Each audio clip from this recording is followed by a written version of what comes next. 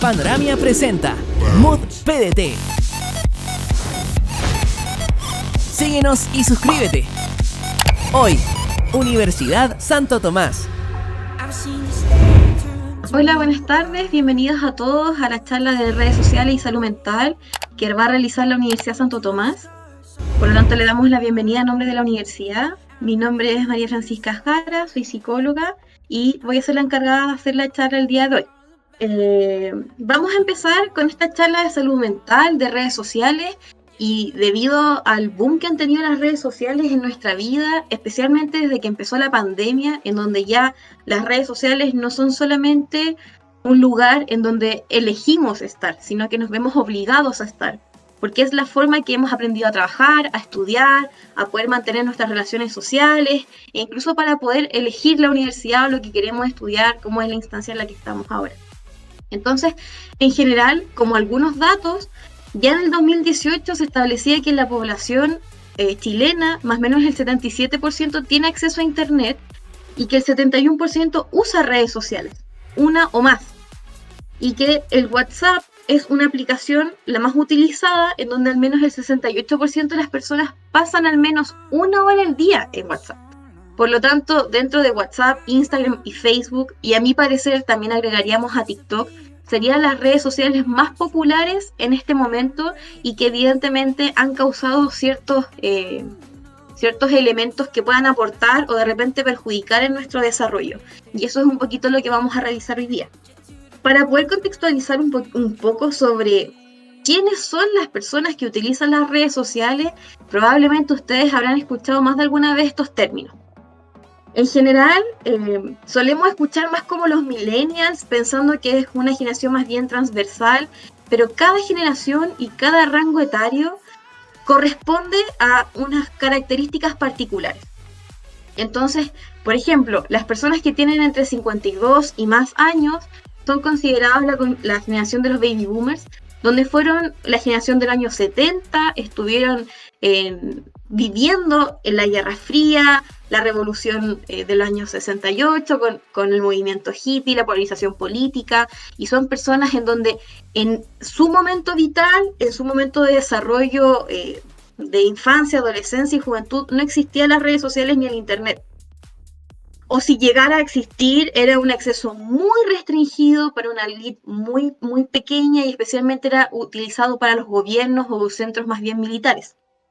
Después tenemos la generación X, que son las personas que tienen entre 36 y 51 años, y es la generación de los años 80 en nuestro país, y en general habían distintos tipos de gobiernos, de dictaduras militares, transiciones a la democracia, democratizaciones del consumo, en donde ya no solamente era una pequeña élite la que accedía a ciertos privilegios, sino que cada vez más se empezó a democratizar, por ejemplo, el uso del teléfono. Cada vez empezó a ser más común que en las casas existieran estos teléfonos fijos. Esta generación en particular se le llama que son migrantes digitales. Esto quiere decir que tuvieron que aprender en su adultez a utilizar el internet. Ya sea los computadores, los celulares, las redes sociales, por lo tanto ellos tuvieron que aprender a hacerlo. Por otro lado, tenemos la generación de los millennials, que son personas entre 22 y 35 años, que son la gente que nació en los años 90, a finales de los 80, en donde ya existe una revolución tecnológica y empiezan a surgir las redes sociales como la forma de trabajo y de ocio, formas de comunicación. Por lo tanto, los millennials, algunos suelen ser migrantes digitales, o sea que tuvieron que aprender, pero más tempranamente que la generación X, a utilizar las redes sociales, o algunos ya son nativos, como es la generación Z, que son las personas que tienen menos de 21 años, que son personas que son nativas digitales, ahí sí. Son personas que nacieron con el mundo de la digitalización, con las aplicaciones, y en donde, como les comentaba anteriormente, ya no nos cuestionamos sobre cómo funcionan ciertas cosas, sino que innatamente yo sé utilizar las redes sociales, entiendo cuál es la lógica que hay detrás de algunas plataformas, por lo tanto, esa es la diferenciación más importante. Entonces, las redes sociales, aparte de lo que ya conocemos y de lo que utilizamos, tenemos que coincide con hitos del desarrollo. Yo creo que a lo mejor ustedes han podido escuchar cuando hablamos, por ejemplo, el hito de cuando un bebé se sienta, o el hito de cuando un bebé empieza a hablar o a caminar, cuando a lo mejor, no sé, nosotros empezamos a crecer y aprendemos, no sé, a cocinar solos, a andar solos en medios de transporte. Esos son hitos o instancias del desarrollo en donde se cumplen ciertas características conforme vamos creciendo. Entonces, como hito del desarrollo, tenemos que el 91% de los jóvenes entre los 16 y los 24 años usan las redes sociales. Por lo tanto, es un tema de interés. Y las personas que están fuera de estos rangos etarios, o sea, dentro de estos rangos etarios y que no utilizan las redes sociales, muchas veces se ven en la obligación de usarlas a pesar de que no quieran. ¿Por qué? Porque son los métodos en que nos organizamos. Por ejemplo, vos estás en el colegio o en el preuniversitario y a lo mejor mis amigos se ponen de acuerdo en hacer los trabajos o en poder estudiar por WhatsApp. Y si yo no tengo WhatsApp, por ejemplo, me quedo fuera de esos procesos educativos. Igual que, por ejemplo, en los colegios, en los cursos tienen grupos de WhatsApp o a lo mejor tenemos, no sé, un Instagram. Entonces, todo eso hace que yo me vea en la obligación de siempre estar dentro de las redes sociales. Y lo que coincide en esta etapa como hito del desarrollo es que justo en estas edades suceden varios procesos bien importantes. En general, la adolescencia es un periodo que desde la psicología es súper complejo, porque si bien estamos creciendo, tenemos un montón de cambios hormonales, sociales, culturales, nos damos cuenta que no somos tan chicos, pero tampoco somos tan adultos para tomar nuestras propias decisiones, o que a lo mejor no tenemos tantas libertades, pero aún así tenemos más responsabilidades que antes. Entonces, este periodo, que es un periodo como un poco confuso, tiene que ver con la consolidación de la identidad, de quién soy yo, qué es lo que yo quiero. Por lo tanto, es una etapa de exploración también. Es una etapa de poder buscar qué es lo que yo quiero para mi vida y cómo yo me siento al respecto. Otra cosa que más o menos se consolida es el tema de la autoestima. Nosotros en nuestra adolescencia, que son las edades que contemplan entre los 16 y los 24, empezamos a poder darnos cuenta de que la autoestima no solamente tiene que ver con qué tan feliz me siento con mi cuerpo, por ejemplo, sino que la autoestima tiene un montón de otras dimensiones y nos damos también cuenta que todo lo que me dicen de una u otra forma afecta mi consolidación, el contexto cultural en que yo me desarrollo también afecta. Y todo eso viene acompañado con una expresión psicosocial, una expresión cultural, que muchas veces lo podemos expresar por medio de nuestra ropa, o por la música que escuchamos, o a lo mejor por el tipo de cosas que yo consumo en redes sociales, o lo que yo publico al respecto.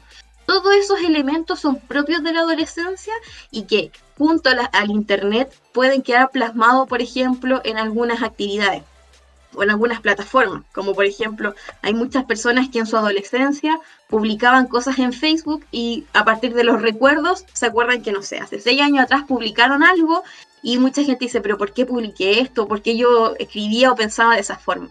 Justamente porque las redes sociales van acompañando estos hitos del desarrollo que siempre han pasado. Lo que pasa es que hoy en día tenemos el registro de eso. Junto a ello, tenemos que esta edad, en donde se genera el sentido de pertenencia y de compañía. Entonces, en ese sentido de pertenencia y de compañía, es que buscamos grupos en donde nos sentimos familiarizados o nos sentimos más cómodos.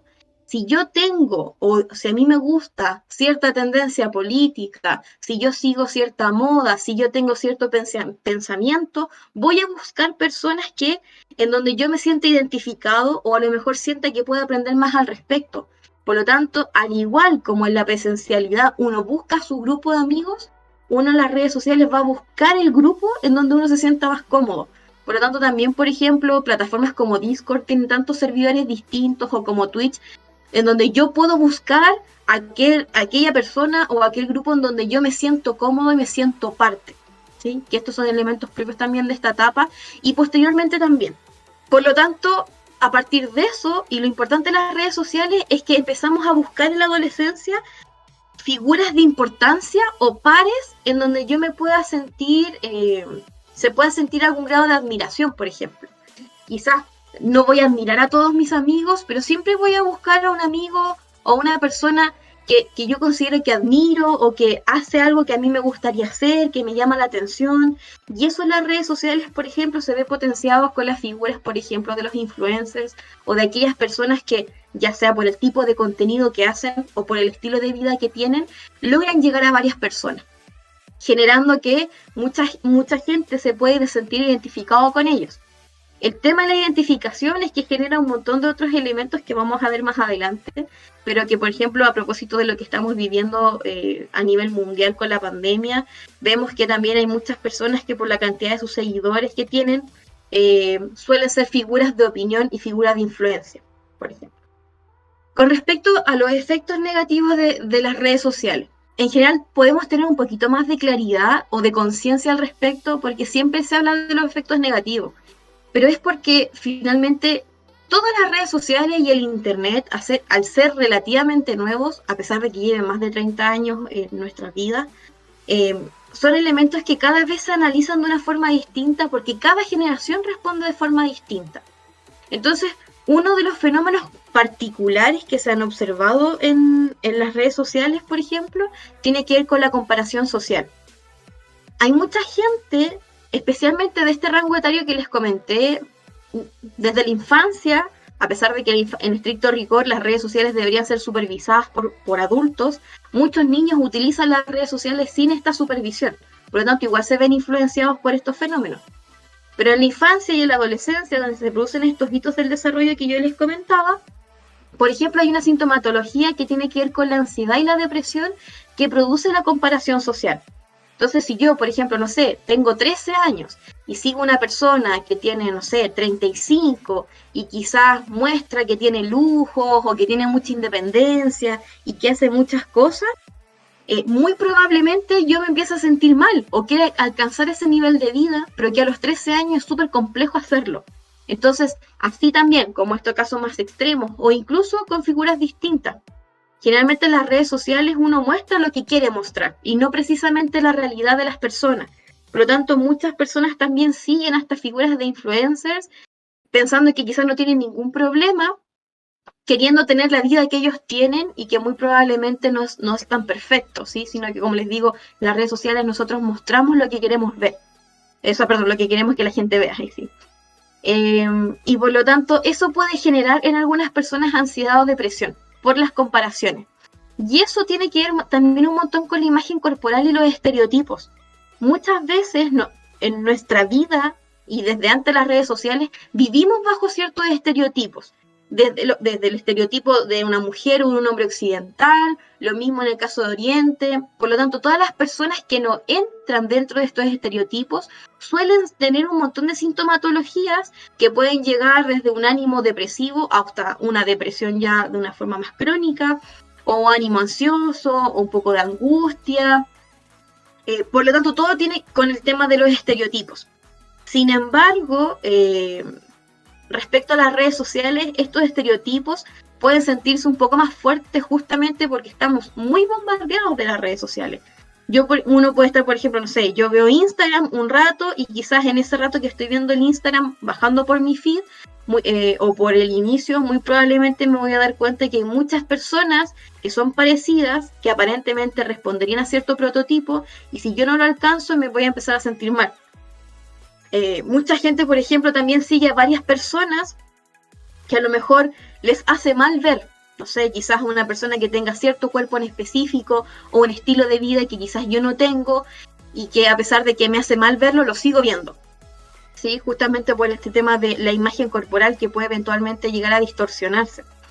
Y es por eso que también a partir de las redes sociales como un elemento positivo han surgido movimientos como es el body positive, por ejemplo, en donde la aceptación de mi cuerpo como tal, digno de ser amado y valorado por mí mismo y por el resto solo por existir, son movimientos súper positivos en donde tratamos de dejar los estereotipos de lado y justamente visibilizar que todo el mundo tiene cuerpos distintos, que existen disidencias y que no solamente respondemos a estos estereotipos que siempre nos han afectado, pero que en las redes sociales estamos muy bombardeados para alcanzar ese ideal que pareciera existir, pero que aparentemente en la realidad no es tan así.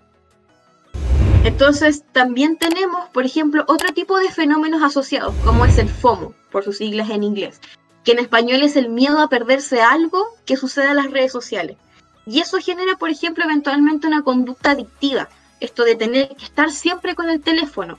Y a lo mejor, no sé, se me apaga el celular e inmediatamente siento angustia porque pienso que me estoy perdiendo de algo, o que tengo que revisar a cada rato Instagram o Facebook, o que tengo que estar viendo las nuevas tendencias de TikTok, porque tengo mucho miedo a perderme algo. Y no se siente como un miedo así como miedo a las arañas, sino que se siente como un miedo somatizado. No sé, uno suda, se pone nervioso, mira cada rato el teléfono. Si yo, por ejemplo, quiero estudiar y el teléfono me desconcentra un montón, le pido a alguien que me lo guarde, igual al rato quizás estoy así nervioso de, pucha, necesito mi teléfono, quizás alguien me está hablando, quizás alguien me necesita, quizás justo pasó una noticia importante. Y eso es el fenómeno del FOMO. Por otro lado, bueno, el FOMO que puede generar una conducta adictiva, como les decía anteriormente. Por otro lado, tenemos, por ejemplo, mala calidad de sueño.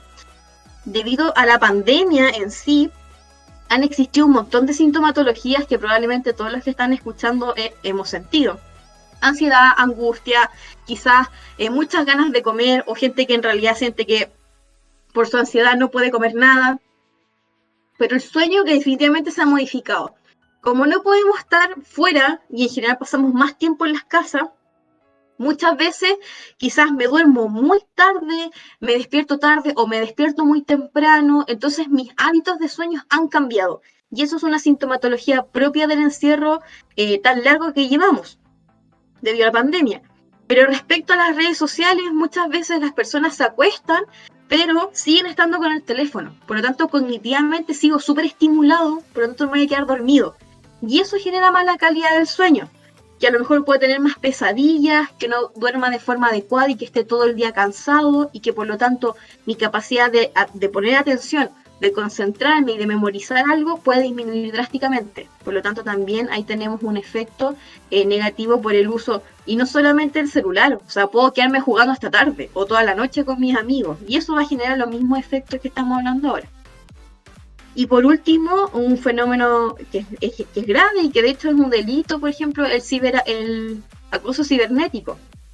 El Internet es un espacio que es público, ¿sí? Al igual como uno está, pues, no se puede estar en un mall, eso es un espacio público, o en una plaza un espacio público. El Internet suele ser un espacio público. Sin embargo, no por eso tenemos el derecho, por ejemplo, de poder exhibir algunas fotografías de alguna persona en particular, exhibir cierta información. Por lo tanto, el ciberacoso, el grooming son fenómenos que se dan en las redes sociales, que son penalizadas por la ley y que además implican algunas consecuencias lamentables y súper graves. O sea, muchas personas en donde se han filtrado, por ejemplo, sus fotos íntimas o sus direcciones o algún comentario que han hecho en algún momento, han llegado a suicidarse debido a la presión que sienten en las redes sociales. Y es porque muchas personas dicen, pero si las redes sociales son mentiras, eso es algo intangible. Pero el tema es que la identidad que yo tengo en las redes sociales también es parte de mi identidad en la vida real. Por eso es tan difícil separarlo, porque en estricto rigor no somos dos personas distintas las que usamos el Internet y las que vivimos en la vida real, por así decirlo, sino que somos la misma persona. Y lo que suceda allá va a afectar acá. Y es por esa razón, entre otras varias, que lamentablemente existen estos casos en donde no hay vuelta atrás, o personas que terminan con algunos trastornos psiquiátricos y psicológicos súper complejos justamente por lo que viven en este espacio. Pero entonces, ¿qué pasa con lo positivo? Ya hablamos dentro de lo positivo, estos movimientos, por ejemplo, que llegan a romper con los estereotipos, personas no normotípicas que salen de estos cánones sociales de belleza y culturales y que nos permiten justamente una expresión de nuestra identidad, una exploración y una expresión de la identidad, en donde todos podemos encontrar un grupo, a pesar de que a lo mejor, no sé, por ejemplo, muchas personas de la comunidad LGBT, considerando que empezamos el mes de junio, el mes del Pride, muchas personas de la comunidad quizás en su vida real, por así decirlo, no conocen más personas de la comunidad, pero estando en Internet sí. Y como lamentablemente en nuestro país no tenemos mucha educación respecto, por ejemplo, la educación sexual, la educación socioemocional, Muchas personas encuentran en estos espacios virtuales sus propios espacios y su sentido de permanencia, en donde pueden entender qué les pasa o qué es lo que piensan. Lo mismo con distintos tipos de personas que quizás, no sé, les gusta un tipo de música en particular o algún tipo de película, algún tipo de estilo, en donde todos aquí, de una u otra forma, encontramos nuestro grupo, podemos seguir conociéndonos y poder seguir expresándonos desde ahí. Y eso es súper positivo y algo que lamentablemente la presencialidad no siempre me va a entregar. Por otro lado, y junto a ello, tenemos, por ejemplo, el que yo puedo hacer, mantener y construir relaciones, ya sea de amistades, familiares, de pareja. Justamente porque al ser el ciberespacio una extensión de mi vida, yo puedo llevar y puedo mantener relaciones con distintos tipos de personas porque la persona que está puesta en esta realidad virtual soy yo mismo. Por lo tanto, por eso puedo, a lo mejor, no sé, en este tiempo de pandemia, no he podido ver a mis amigos, a mis amigas, a mi pareja, familiares, puedo seguir manteniendo una relación incluso cercana a ellos porque las redes sociales nos facilitan esto. Y por otro lado, y también un aspecto muy importante, especialmente en el contexto que estamos ahora, tiene que ver con el acceso a la información. Nuestro planeta ha vivido pandemias en otros momentos. Sin embargo, esta es la primera pandemia en donde tenemos internet o un internet tan masificado. Por lo tanto, es lo que nos ha permitido también, por ejemplo, poder saber qué día me toca vacunarme o las medidas de prevención contra el COVID, o también, por ejemplo, no hemos podido enterar de un montón de otras noticias que lo que nos ayuda justamente es mantener acceso a la información. De hecho, hoy en día todos los procesos que se han digitalizado. Si yo tengo que pedir un permiso, lo hago en la comisaría virtual, no tengo que ir a una comisaría, por ejemplo. O si yo tengo que ir al médico, algunas veces, porque en algunas situaciones debo ir presencialmente, pero en algunas ocasiones eventualmente podría pedir algo online, por ejemplo. O online encuentro el teléfono donde dicen dónde tengo que llamar.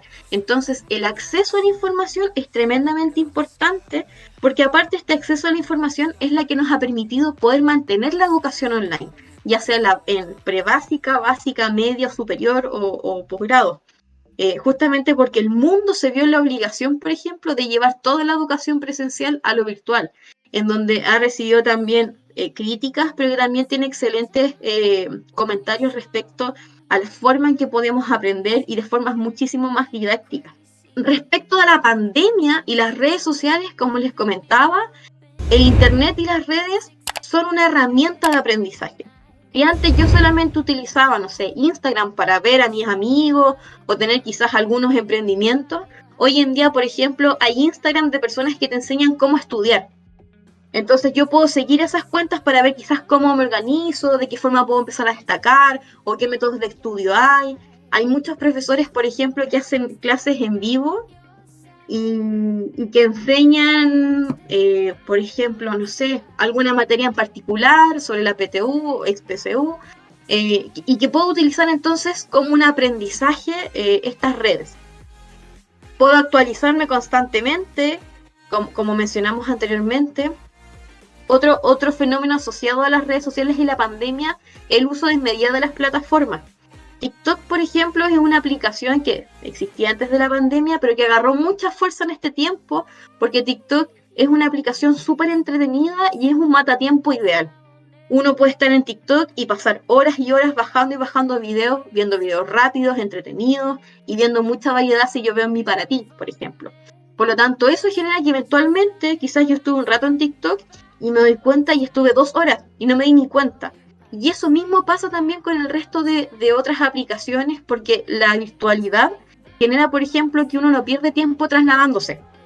A lo mejor, no sé, yo gastaba 1 hora de ida al colegio, a la universidad, y otra de vuelta. Entonces son al menos 2 horas de vida que me estoy ahorrando, y esas 2 horas de vida quizás las estoy gastando en mi teléfono. Por lo tanto, hay muchas veces en donde existe un uso desmedido de estas plataformas. ¿Y cómo yo puedo ver eso? Me puedo meter quizás a las configuraciones de mi teléfono, veo el uso de pantalla y ahí me voy a dar cuenta cuánto tiempo estoy yo en mi teléfono. Y se van a dar cuenta que uno está mucho más tiempo del que piensa. Y también durante este periodo de pandemia, respecto a las redes sociales, se ha visualizado un aumento de sintomatología. asociadas al uso prolongado de las redes. Por ejemplo, problemas de sueño, como les decía anteriormente. Quizás, no sé, me acuesto a las 10 de la noche, pero estoy hasta las 2 de la mañana viendo TikTok. O a lo mejor paso de TikTok a Instagram, a WhatsApp, quizás después vuelvo a TikTok, y así paso saltando de aplicación en aplicación.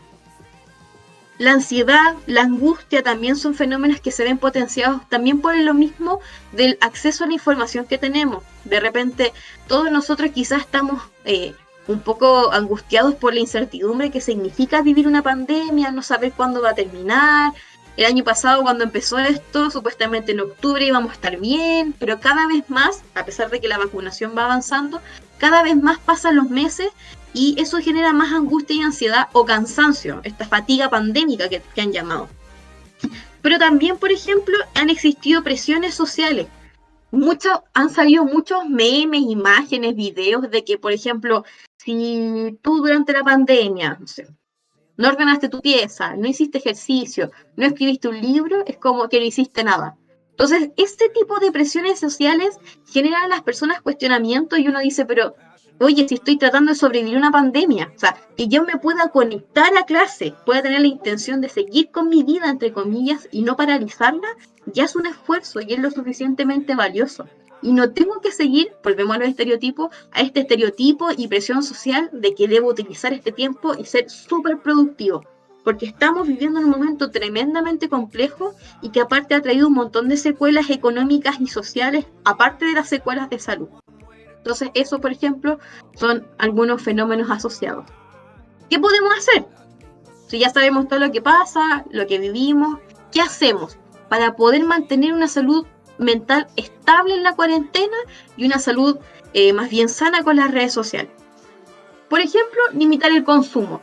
Si yo me doy cuenta que si estoy mucho rato en Instagram y veo a tanta gente, por ejemplo, que tiene un estereotipo, que a lo mejor yo no entro dentro de ello y que me siento incómodo, angustiado, limitar el consumo. Si yo no puedo hacerlo por mí mismo, hay un montón de aplicaciones, que son aplicaciones de bloqueo detox, que lo que hacen es bloquear tu teléfono por un tiempo limitado. Lo que sí yo recomiendo es que si van a tomar esa medida, que vayan probando de a poco justamente por la ansiedad que vimos que puede producir quizás desconectarme 100%. Entonces quizás, no sé, probar 2 minutos, 5, 10, 15, hasta quizás llegar a la hora que tengo que tener sin distracción para estudiar, por ejemplo. Entonces así yo voy limitando el consumo de redes, disminuyo la sintomatología anterior y puedo ser mucho más productivo. Después tenemos que la autoconciencia y el conocimiento personal son claves. ¿Por qué? Porque cuando yo me doy cuenta que quizás existen estos estereotipos sociales, ya sea de físico, psicológico, del lugar donde yo debería vivir, de las cosas que, entre comillas, yo debería hacer por mi vida, cuando soy consciente de que existen esos mandatos y esos estereotipos, yo puedo darme cuenta y aceptar conscientemente si los quiero o no. Y si no los quiero, dejar de ser una víctima de estos estereotipos para a lo mejor tomar mejores decisiones. Entonces el autoconocimiento es clave y darnos cuenta que esto es como, no sé, típico meme que alguien está triste y le dice, amiga, me siento mal, ay, siéntete bien, uy, inmediatamente estoy mejor. Eso no es así. Por lo tanto, cuando yo soy consciente, por ejemplo, que el estar bien siempre es un estereotipo, porque como sociedad tenemos súper pocas habilidades emocionales y queremos que la gente esté bien, porque no sabemos afrontar cuando las personas estén mal, cuando soy consciente de eso, por ejemplo, puedo darme mi espacio y aceptar que uno puede estar triste, que uno puede estar angustiado y que está bien no sentirse bien siempre. Y por otro lado, junto a esto que les comentaba, está sustituir la autocrítica por la autocompasión. Nosotros somos súper buenos para criticarnos a nosotros mismos y nos encontramos todos los defectos que podamos encontrar en el mundo. Pero tenemos que tener conciencia nuevamente de lo que les decía. Estamos sobreviviendo una pandemia. Están pasando tantas cosas a la vez. Hay un tema de salud, hay un tema social. Muchas personas han quedado sin trabajo y el quedar sin trabajo implica tener problemas de acceso a servicios básicos, a la alimentación. Por lo tanto, el que nos podamos detener y es como estoy haciendo lo posible, esa autocompasión va a ser mucho más positiva que esta autocrítica constante del que no puedo, tú fallas, lo haces mal. Si yo cambio ese discurso por un estoy haciendo lo que puedo o lo estoy haciendo lo mejor posible, o pensar, a pesar de todo esto que me ha pasado, ¿sigo haciendo las cosas bien o sigo intentándolo? Eso ya es una meta y eso ya es tremendamente positivo para nuestra salud mental. Entonces, eso es lo que yo les quería comentar. Espero que algo de lo que les haya dicho les haga sentido o que al menos los ayude a pensar un poquito sobre qué me pasa a mí con este contexto. Claramente este tema da para más, pero esto es un poquito lo que les queríamos presentar. Fran, muchas gracias por tu presentación. De parte de la Universidad Santo Tomás, queremos dar las gracias a todos y a todas los que se conectaron ya a través de la plataforma Discord o Twitch. Y bueno, en un fuerte trabajo y un arduo trabajo dejar las redes sociales. Nosotros que no somos adolescentes, me incluyo, nos cuesta bastante el estar desconectarnos a veces, pero creo que es un buen ejercicio el que tú nos dejaste, una tarea que hacer. Así que dejamos todos invitados a las otras charlas que nos hace Francisca sobre redes sociales, sobre motivación en cuarentena y todas las actividades que tenemos como Santo Tomás. Eso sí, que tengan una bonita tarde todos y cualquier duda ahí están los canales para que nos puedan escribir. Muchas gracias. Que estén bien. Sigue el Mood PDT en nuestras redes sociales. Dale like y suscríbete. Ah, ¿y ya sabes que quieres estudiar? Ahora también puedes encontrar tu carrera en nuestra comunidad de Discord Panoramia. ¿Qué estáis esperando? Únete a Discord Panoramia ahora.